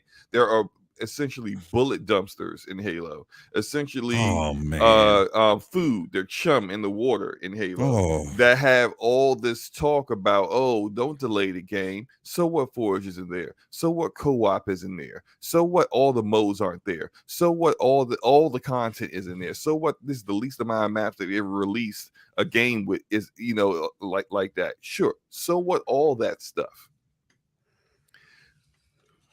Go ahead and release the game so I can cap about how PlayStation doesn't have any games this holiday, but Xbox got one game, and then you play it for 15 hours. Don't even complete the campaign, jump in multiplayer, get dog walked, and then never play it again. Shut up. Don't ever talk to me about those games. Don't ever talk to me about any games, period, because you're fraudulent. And the only one I would say out of those people that isn't fraudulent, that spoke that kind of talk, I still think he was wrong for saying it shouldn't have been delayed, but he's a Halo fanboy, is Ains. Porsche Power. Ains. From Season Gaming. But Ainge is still playing Halo. He's exactly my point. This is the reason why he is excluded to me from this conversation. One, he's a beast in Halo. Two, he still plays it. So even though I may disagree with his opinion, I still accept his opinion, right? Because he actually still plays the game. He's invested in Halo. He's a massive Halo fanboy. He just can't take the fanboy cap off when it comes to anything, I would say, realistic with the franchise. But it is what it is. I accept his opinion because I know where it's coming from. It's not coming from fanboy, rah-rah Xbox banter. It's coming from a love for Halo. That's the difference between these cappers of a platform and people who are actually fan of the games, which is why I say when it comes to go back to Starfield, I know that big time Bethesda fans are going to love this game. And if the game's trash and they say it's trash, I'm like, yeah, it's probably trash because the big Bethesda fans said it's trash, right? Or they love it. Hey, it's a game for them. They absolutely love it. But I'm not listening to the Xbox fan that thought Bethesda was doo-doo in 2018. But now all of a sudden in 2023, Starfield's my most anticipated game this year. You ever play Skyrim? You ever play Fallout? Did you even play the Outer Worlds, which is similar to those games? But I would say better because I think Obsidian's better. But did you even play that? You don't even play any of these games at all. So what do you hype for Starfield for? It's just like these list war idiots who think that we can't see beyond the surface level cap that they're doing. They're vague as hell. They don't know anything about anything when it comes to the game design, how those games are made. Can't tell you anything about Skyrim. Can't tell you anything about Fallout 4 or Fallout 3. They don't know anything about anything. But I'm hyped for Starfield. Okay, sure. I'm telling you, Samo, I better not see rare screenshots. You're going to take screenshots of the main menu and uninstall is what you're going to do. Samo, I better not see rare achievements pop up, man. Oh, you will. Like, it's still, like, it literally... 10 hours into the game, and you'll see rare achievements pop up. I gotta be on. And look, it goes back to, like remember the God of War? Remember Gears of War DLC High Busters? Mm-hmm. Yeah, I loved it. Loved High Busters. I liked it even better than Gears 5 because it didn't have very good. Yeah, because it didn't have Marcus Phoenix, and I'm tired of Marcus Phoenix. Like, I'm over Marcus Phoenix now. You need to stop this whole look. I understand sometimes when you need to move on beyond a character. Kill him. Like, you don't need to kill him off, man. Yes, like, you do. I actually kill him. I actually think what they did with Marcus Phoenix. Phoenix. They retired him. He's not retired. Well, I mean, they retired him as the main protagonist. Aren't He's you a tired of side him yelling? character now. Aren't you tired of that? Well, he doesn't do it because he's old now. He doesn't do it as aggressively. It's more like, Oh. you know, like, I don't like this. You know, he's too old to be as aggressive as he was in the original trilogy. But like, I mean, I think the problem is that with I think Gears 5 is awesome. I enjoyed it. Gears 4, No, I like not so Gears 5. much, not so much with Gears 4. But I think the issue is that they tried to go to JD, who isn't a very strong protagonist, but they only went to really JD because he is Marcus's son. That's not good. You know, nepotism isn't a good enough reason to make a character that you created that's boring a main protagonist. Kate is only a main protagonist of Gears 5 simply because of, again, nepotism, who her mother was. It's just like, can y'all focus on great characters, create great characters, and make them the focus? It's hard to do that when a series is created off of the weight of other great characters that were created. Marcus, Marcus, darling. Coltrane, you know, Dom, Beard. You know, that squad was legendary, and it's like, it's difficult to capture that magic with a new trilogy with the same IP. I do kind of feel like sometimes it's good to just retire stuff and just don't continue. Or if you're gonna go away from something, go away from it completely and build a new like legacy, which would be like, take it like at the end of Gears 3, take it like 1,000 years in the future. Kill Marcus characters. Imagine opening Marcus would be dead because he had died of old age. No, his ass. He might put himself in cryo and, like, you know, wake back up. Like, you know. No, I can imagine like Marcus Phoenix. Imagine like an opening cutscene and he's battle and he finally dies. And you know, just that punch in the gut, you know, and then fast forward 10 years later or something. But the thing is that they'll probably do a Commander Shepard in Mass Effect 2. And just kill him in the opening scene and bring him back as like a hybrid synthetic something. And then have the elusive man there. We're drinking his whiskey, smoking a cigarette. Like, elusive man was so cool, man. I love the elusive man. When I found out it was Martin Sheen, I was like, what? I was like, yo, this is he was perfect. It was perfect. But you know, it's like with Highbusters, man. Like, I loved Highbusters. New characters, you know. There was some interesting dialogue between the characters, and I want to know more because they gave a little bit of like hints of who they were, you know, their background.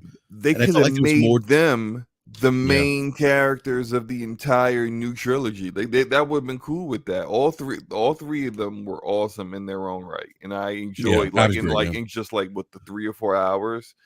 I enjoyed learning more about them in that one mission than anything that involved Kate and JD and black dude's name who I can't remember. I call him Mr. Forgettable because he's I can't remember even black guy. I don't remember his name. But the most interesting thing story wise of Gears 5 is just the origins of the Horde. Really, when like in the middle of the game, you find out how it all started, where it all came from, like why all this was the way it was, and how the how they were, you know, underground to begin with. Like, I thought that was more fascinating than anything that was going on personally with JD and his issues and everything else. Me too. Yeah, me too. But you know, it's interesting. Like with Highbusters again, situation where it's like all this talk and, you know, hype about it, and I thought it was a great game. Great DLC, and I got to like the second level. I opened a door and got an achievement. A rare achievement. Not achievement, but a rare achievement. Diamond achievement for opening a door. You know, at the within the second level of the game, for just opening a door. They could. I just feel like they should have just advanced it like 100 years in the future. Like everyone else who from the original trilogy go off into the sunset, have kids, die old and happy, and then let some new drama occur with a new threat instead of kind of having it be like basically the same threat, similar threats than that you already dealt with. Just kind of make it things different, just I thought that probably would have been a better way of going about it instead of the way. And Gears 5 had to like basically build off of what they did with Gears 4, which I thought was a misstep, but it is what it is. I look Yeah, but forward to no, whatever the but coalition High doing Busters, next. yeah, but High Busters, man, I'm sorry, man. High Busters just I keep thinking if you like Gears and you haven't played High Busters, I would say give High Busters a shot. I believe isn't High Busters like a spin-off of a comic book or something? One of the Gears. It's a High Busters comic, I think, right? They have a mode, and like affection mode or something like that in the game, and those characters are in that as well. So they kind of like took it from there. But whether there was a comic, I didn't read. I haven't read any. I thought there was like a I Gears thought there was like comics. a comic I based on used High to read Busters. all the super nerd hat here. I used to read all the Gears like I'm about to say graphic novels, not the graphic novels; those are comics, but the actual like The books, fiction yeah. novels, the books. I read all the way up to in order of their release up to the Slab, which was like a prequel to the first game, and it was Marcus's time in prison before Dom broke him out at the very beginning of Gears 1. So which is an awesome book. And all those books up until that point were written by the lead writer of the original trilogy. So I've read all those, but outside of that, I haven't been reading anything else after that. So I don't know if the Hive Busters crew were from a book or not, but it wouldn't surprise me. I mean, if you play Gears 3, all the new characters they introduced in Gears 3 were all characters from the books. Jace, the other big titty black girl that was all in Dom's face, can't remember her name. Well, they were all in the books. they were all in the books. So yeah. But no, look, man, we out here to waxing poetic about Xbox games, and I just think it's funny that like a lot of your Xbox centric podcasts don't even do this. They can't even talk in depth about any games. Let me stop throwing shade, man. Let me stop. No, I mean, you know what? But it's true though. I mean, it's like it's like a therapy session almost sometimes. And I've listened to some of these. It's like, and look, it happens on the PlayStation side. I just don't see it as frequently with PlayStation centric podcasts as I do with the Xbox centric. Oh, I do. I see it on both sides. I see a lot of the PlayStation podcasts don't talk about anything except for Xbox and Xbox community. Well, yeah, that is true. They're always like, Xbox got new games. I'm like, no, guys, Xbox actually does have games. You just don't like them. You just don't like them. Right. And sure, maybe they don't have the Game of the Year contenders, but they still have games. Like Game of the Year isn't the only definition of what defines a game. You know what I mean? Like it's that's why I said they're like Hamster. I don't know if you saw this tweet Hamp put out. He's like, the PlayStation gamers are like narcissists. They think everybody wants. They think everybody wants to be like PlayStation, and everybody wants PlayStation first party games. It's like, no, not everybody wants God of War. And everybody wants as hard as it's for them to understand that. Nobody wants those experiences. And they can't take constructive criticism of any of those games. Those games are like, and I know we're kind of speaking in like absolutes here. It's not all of them, but look, there's a certain segment of that community that if you criticize any of their first party games or say that, just give a little constructive criticism on something that may not have been done quite as well as it could have been, like they lose their freaking mind. Like, how dare you? How dare you speak of this greatness? I'm like, no, like that. You sound like a cult. You sound like a cultist that can't, like you're in a religion where everyone that works on those games is perfect and those games are above reproach. Like, nah, that's just not reality, bro. They treat the Sony first party studios like demigods, Yeah, that's absolutely. Yeah, exactly. Right. Like if you ask them, we're the top like 5 studios in the world, they would 4 out of 5 would be PlayStation first party studios, and number 5 might be like Rockstar. The 5 best rappers of all time. Dylan. That's what they're like. Dylan. Yeah. like they would say 4 out of 5 are absolutely PlayStation studios. I would say maybe 2, definitely 2. I would say would be maybe 3 would be in that top 5, but they would just be like 4 PlayStation Studios and Rockstar. Yeah. Oh, Yeah, like man. I play God of War Ragnarok, and like some of those guys would say, "Oh, it's a perfect game." I'm like, "No, it's not perfect." Tierra says critique PC next. PC gamers are pretend like they're not fanboys. Primarily, like the majority of them pretend like they're not fanboys, but they're absolutely, and it's been proven that they are fanboys of Nvidia and Valve. They are big fanboys for both of those companies. The Oh, they irrational hate they have for any other launcher except for Steam is ridiculous. It's a it's free so true, launcher. Slobo. Install the free launcher and play the game. No, I'm gonna like wait for the game to show up on Steam 6 months later. I'm gonna actually hinder my experience because of the game not releasing on Steam.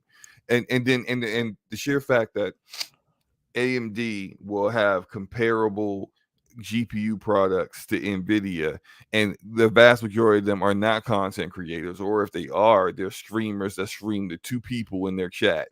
You don't need Nvidia superior tools for that nonsense, but they will go pay overpriced $2,000 for a GPU of Nvidia's and not get a comparable GPU for like half that price or so for AMD. It's asinine. They are asinine, and then they'll look down at the console gamers who are console war and snub their nose at them like couldn't be me. Yeah, they're like It PC is gamers. you PC just do gamers it for like are different companies.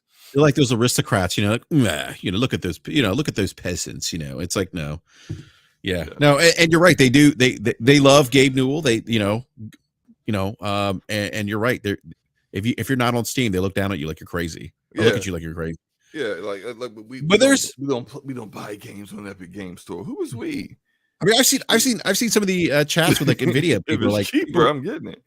Go ahead. Right. Yeah, I see some of the chat rooms where people are like, oh, you got that AMD CPU over Intel. It's like, what? Like when Intel Arc GPUs came out, and I'm like, look, I know what Intel, it's not the best GPU out in the world, but it's like Intel has a lot of catching up to do. They're not going to be able to compete with Nvidia right off their first generation of a new GPU architecture that they're just getting back the GPUs with. People acted like, only Nvidia fanboys acted like it was supposed to compare up to a 3090 Ti. Like, why? Right? Why? They even told you it was a low to mid level GPU. Look at these numbers. Look at they don't have the drivers yet. I'm just like, this is like, if they priced it at $300, clearly they don't expect it to be like at the level of a 3080. It's like, that ahead of time, but you're just hating for what? And meanwhile, you're willing to spend $1,600 minimum on a 4090 when you already had a 3090 Ti. Yeah. Why? Hey, Slomo, real quick, man. I meant to ask you this. Because we didn't have the BRAP show, regularly scheduled BRAP, this past Wednesday, but not AMD, but Intel, not Intel, Jesus. Nvidia did release the 4070 Ti, which was supposed to be, I guess, the 4080. Yes. Yeah. So what are your thoughts about that, man? Because I've seen some criticism about, it's overpriced and it's still overpriced. Yeah. It's what is it? It's $800. They dropped it down $100 from what the original retail MSRP was going to be when it was called a 4080. Now looking at the performance, nowhere near 4080 performance. Like, the fact that Nvidia even dying to do this, even actually they did do this, they launched it thinking they could get away with it, just shows how much like the PC community bends over and grabs their ankles for anything Nvidia does. Nvidia has 85% of the GPU market. Think about that. 85 freaking percent. That basically means they could just do whatever the heck they want. Man. Well, supply and demand. It's like you said. It's often we often forget, like, consumers are sometimes we're our biggest enemy. Because look, companies are going to do what the market accepts, and the market accepts this. Yeah, So exactly. again, If I'm you not saying accept that. it, they're going to Yeah, keep running you over. yeah. Look, I'm not saying Nvidia is right for this. I'm just saying that that's the reality of the market. That like yeah. 4070 Ti, $100 cheaper, which makes it like $800, right? But think about the class of card it's supposed to be. The XX70 versions of their cards in their structure of how they price them are usually the mid-level cards. A mid-level card should not be $800. How much were the $800. 3070s when they released? The 3080 was that price when they released. What was the 3070? Like 600? The 3070 was $500. Oh, was it really? I didn't realize that. So this is actually, but this is a Ti. But the 3070 Ti was $600. So this is $200 more than what the 3070 Ti was. Yeah, I'm wondering how much of that price increase is impacted by was it TSMC increasing manufacturing costs to. It's some, it's some of it, but it's not anywhere near the same level. Like, I mean, like it don't justify $1,600 for a 4090. Oh man, Bulbor's roasting you, man. Slow-mo pretending he's not currently grabbing his ankles. I'm not. Grabbing your ankles means like literally, like I am actually a content creator that uses Nvidia's tools. I'm talking about the ones that are grabbing their ankles, the ones that pretend like they actually do that and they actually need that stuff and they don't use any of it. All they do, they're just gamers. That's all they do. They just play games. If you just play games, you don't need an Nvidia GPU when AMD GPUs have comparable benchmarks, except for the 4090. They have nothing that compares to the 4090 at this point. But you don't need a 4090 to enjoy any of these games, period. So No, it's you like don't. if you're not a content creator and you're a PC gamer, you have no reason to I need an Nvidia GPU. Like I could show you videos of like of guys like Epos Vox, who does a lot of like his entire YouTube channel is based upon like showing people how to use OBS, showing people how to use capture cards and stuff like that. And Nvidia, he has videos showing how Nvidia's encoders and what they provide in their software is leagues above what AMD does. Even Intel actually has better encoders than AMD at this point.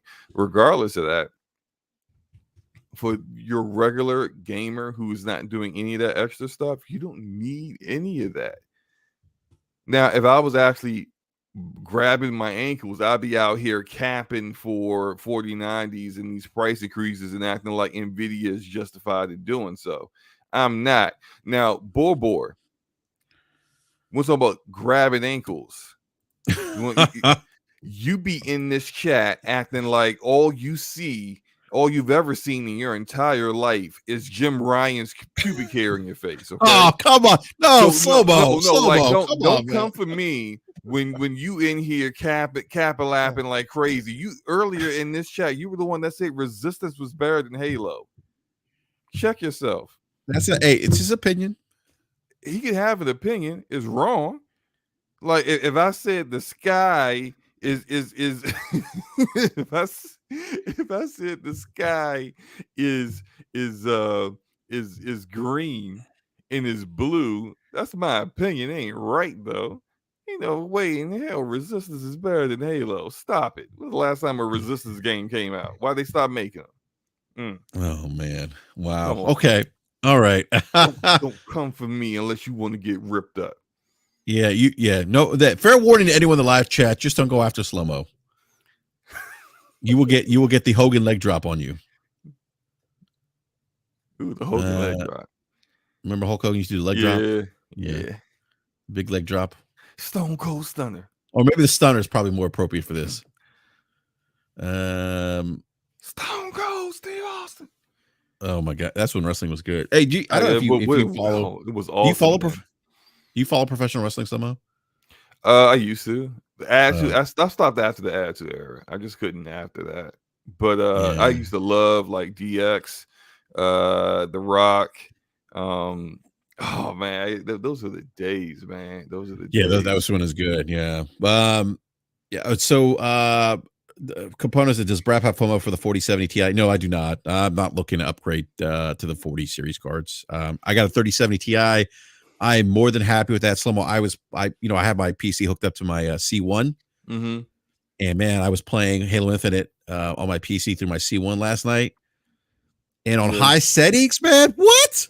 I would still On the have a OLED? 3070 Ti if the biggest issue I have with that particular card, and it's a great card, and it's going to have a long life cycle as far as I'm concerned, but the 8 gigabytes of VRAM just isn't enough Yeah. if you want to like really max out your games. And I think Yep. like as of right now, you need probably about 10 gigs. If you Yep. want to max out your games, you need 10 gigs, which is why a lot of the other I've thought about swapping out to a 3080, by the way.